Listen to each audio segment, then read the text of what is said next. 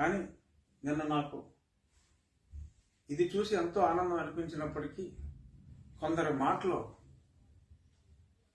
ముఖ్యమంత్రి గారిని అలా మాట్లాడటం, వారు భక్తి పారవశ్యంలో అన్నప్పటికీ మరి చాలా బాధ అనిపించిన మాటలు కొన్ని ఉన్నాయి.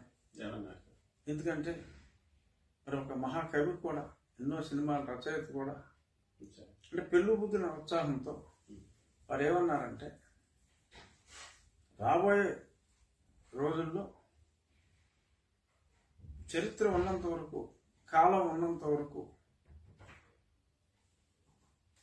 జయంతులు వర్ధంతులు జరుగుతూనే ఉంటాయి.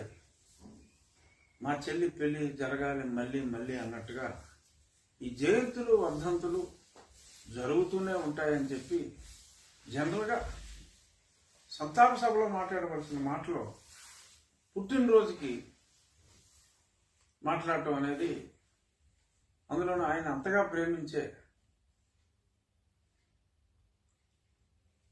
కృష్ణ ఆయన అలా మాట్లాడటం.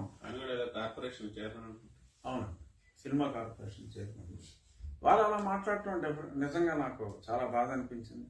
ఇంకా పామరులు చాలా మంది ఉన్నారు, ఆ భాష రాని వాళ్ళు, జగన్మోహన్ రెడ్డి గారి లాగా విదేశీ భాషల మీద వ్యామోహం పెంచుకొని మరి స్వదేశీ భాషను మర్చిపోయిన కొందరు మా వైకాపా నాయకులు జయంతి సందర్భంగా జోహార్లు అన్నారు.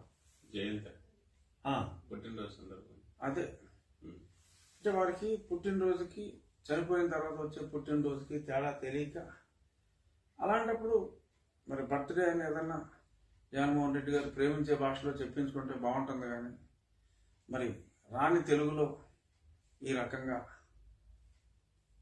జయంతి సందర్భంగా నా జోహార్లు అని చెప్పి అనంతపురంలో ఒక మహిళామూర్తి, అలాగే కొంతమంది ఈ గుంటూరు సైడ్ నాయకులు కూడా జయంతి శుభాకాంక్షలు విజయవంతంగా తెలియజేసిన విధానం డెఫినెట్గా నాకైతే కలుపు అనిపించింది. ఎందుకంటే ఏదో వ్యక్తిగతంగా అభిప్రాయ భేదాలు, అంటే ఆయన జనాకర్షణ ఆర్ జనాలకు మేలు చేస్తాం అనుకున్నది మరి ఎంతో మందికి రాష్ట్రానికి అన్యాయం జరుగుతుందని నేను ఫీల్ అయ్యి కొన్ని మాటలు ఆయనకి చెప్పుండొచ్చు.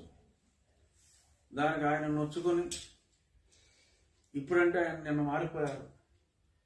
శత్రువుని కూడా ప్రేమిస్తేనే దేవుడు మిమ్మల్ని దగ్గరికి తీసుకుంటాడంటే